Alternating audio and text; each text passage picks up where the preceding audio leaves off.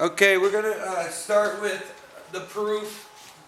The given is that angle 1 is supplementary to angle 2, and angle 3 is supplementary to angle 4, and that the angle 2 is congruent to angle 3. Given that, they want you to prove that angle 1 is congruent to angle 4. They gave you a lot of things, and you just got to kind of step through it all. So, they showed you the pattern of the two-column proof. So you always start off the two-column proof with the first given. Now, a lot of times we don't put in both givens here, but because these were linked together, that they're both supplementary, we can get away with it. Okay? They're kind of linked to each other, so that's why we're doing it. But very rarely do we ever use two givens in the first column. So we use them because they're saying the same thing about each other. So angle 1 is supplementary to angle 2, angle 3 is supplementary to angle 4, and that is given. From that, we need to conclude something. Is there anything that we can conclude? And they're giving you a hint. They're saying you concluded it from the definition of supplementary angles. So they said that you concluded it from the definition of supplementary angles. Is there anything you can think of? 1 is congruent to 4? No, that's a little bit too fast.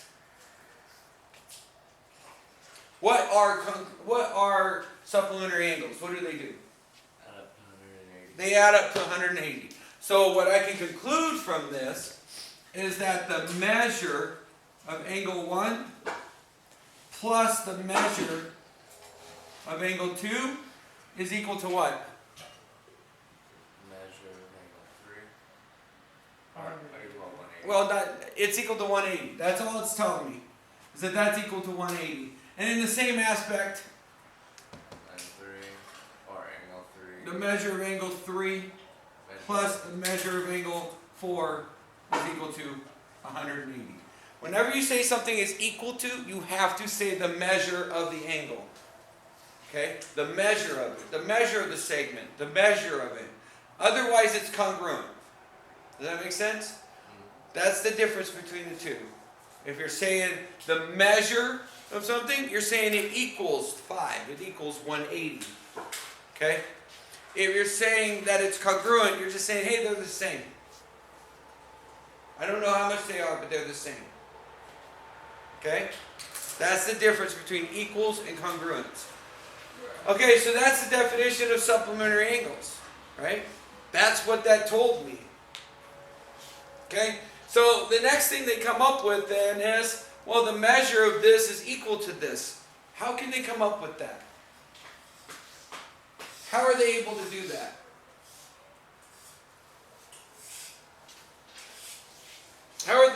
Why are these two equal?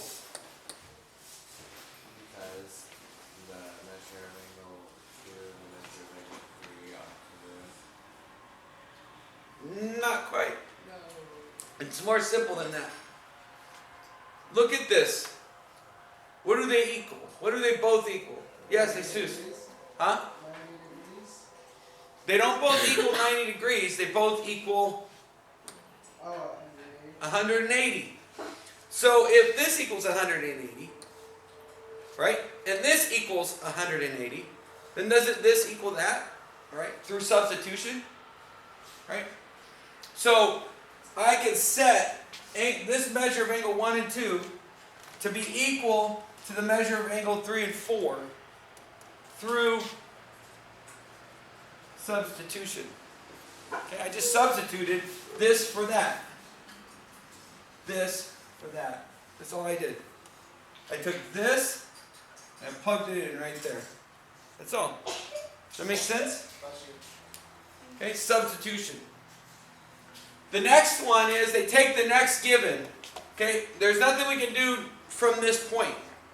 So we try to grab the next given. The next given is, well, angle 2 is congruent to angle 3. Right? So that's a given. That's how we found it. Okay, what can we do with it? Okay, so then they say, well, the measure of angle 2 is equal to the measure of angle 3. Why are they saying that? Why would they say that? Why would they change it to the measure? What are these in? Measure. Yes. So you can't substitute in something if it's not substitutable, right?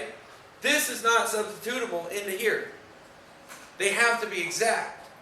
So, if we're talking about measures, we have to talk about measures. If we're talking about congruencies, we have to change measures into congruencies. Does that make sense? So it's backwards and forwards. So all we did here is say, well, the definition of being congruent angle means that I can say that the measure is equal. Okay? So if they're congruent, then the measures are equal. If the measures are equal, then they're congruent. It's a two-way street. It's still going to be the definition of congruent angles. Both ways. Does that make sense? Yes. Okay? Next they're saying, hey, we got the subtraction property of equality. So what do you think they're doing? Right?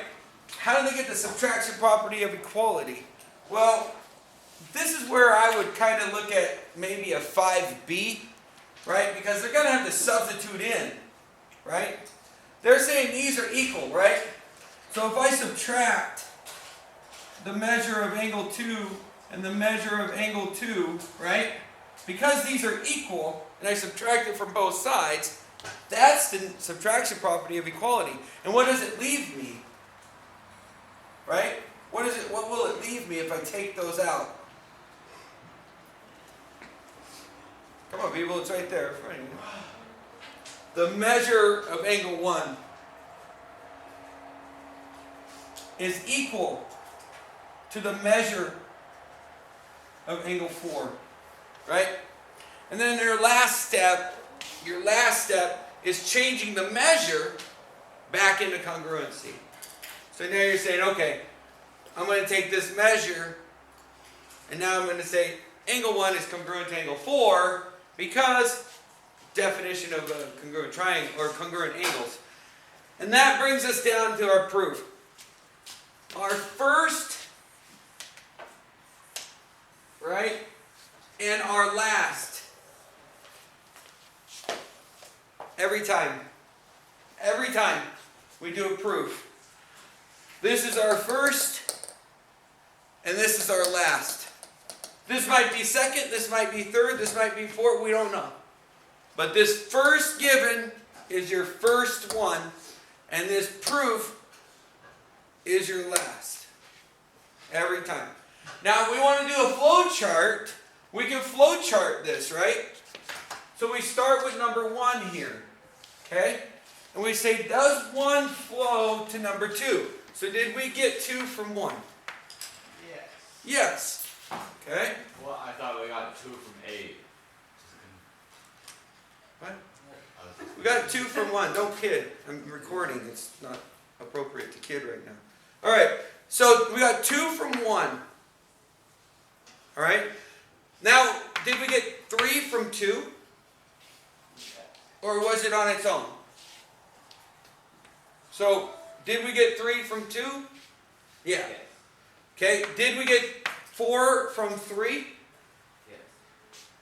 No, it's on its own. We got 4 from the given.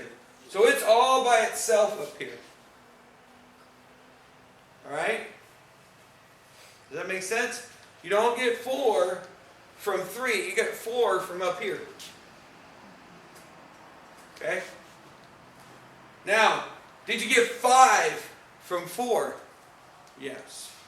You got 5 because this is the measure and this is congruent. Boom, boom. So we got 5 from 4.